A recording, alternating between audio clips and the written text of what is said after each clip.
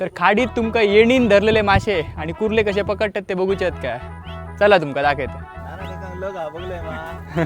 पहिली बोनी बरी झालेली आहे. यावेळेस बांधूचा असता सिद्धून स्पेशल ह्यो पिजरो वाढलेलो हा मुंबईवरून. तर आमका केंड मासो गावलेलो हा. बोट घेऊन फिरता बघा. आम्ही काय धरूक तर काय अडूक ना, त्याच्यामुळे बघा त्याच्यामुळे पिजऱ्यातच घालतो.